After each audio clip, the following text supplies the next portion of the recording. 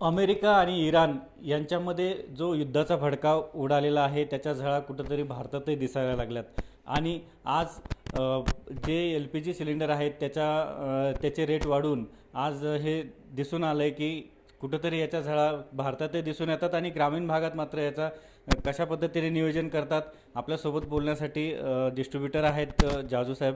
जाजू साहेब, आत्ता ज्या अमेरिका आणि इराणबरोबर युद्ध चालू आहेत त्याच्या झळा कुठंतरी भारतात दिसतात आणि सिलेंडरचे रेट वाढून दिलेत आजपासून. काय सांगाल, किती रेट वाढलेत ते?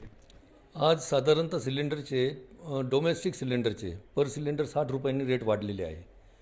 आणि आता हे गव्हर्नमेंटला सुद्धा करणं गरजेचं आहे, कारण ज्या पद्धतीने आपल्याकडे क्रूड ऑइल येत होतं, आज crude oil 65 rupees per barrel dollar होता, आज तो झालेला आहे 81-82च्या घरामध्ये.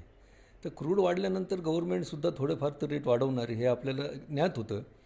पण याच्याबरोबर ह्या युद्धाच्या याच्यामध्ये शॉर्टेजची सुद्धा शक्यता होऊ शकते, कारण डोमेस्टिक सिलेंडर हे घरगुती सिलेंडर गव्हर्नमेंटने सांगितलं का 21 दिवस बुकिंग झालं की 21 दिवसानंतर तुम्ही द्या, आज घेतला परत 21 दिवसांनीच मिळणार. आणि कमर्शियल सिलेंडर तर टोटली सेलच बंद केलेले आहेत त्यांनी. म्हणजे जो हॉटेलकरता कारखान्यांकरता जे कमर्शियल सिलेंडर जात होते, हॉस्पिटलकरता हा एक मोठा प्रश्न तयार होणार आहे का हॉस्पिटलकरता कसं करायचं.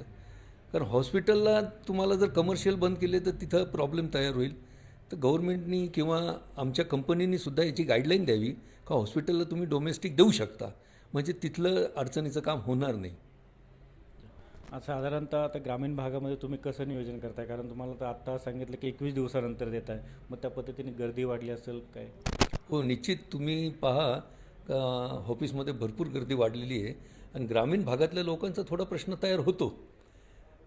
कारण आता ही ऑनलाईन बुकिंग करा, बुकिंग सगळ्यांनाच करता येते असं नाही आहे.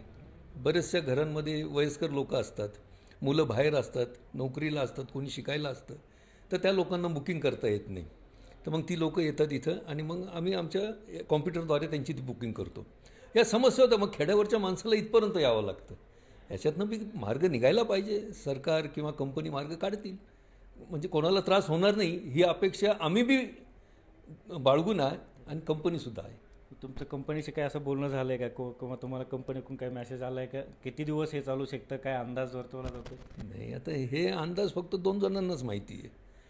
एक तर ट्रम्पला माहिती आहे आणि दुसरे आपले इराणचे कोण आता अध्यक्ष वगैरे असतील त्यांना माहिती आहे. कधी मिटल त्यावेळेसच हे सर्व सुरळीत होऊ शकतं.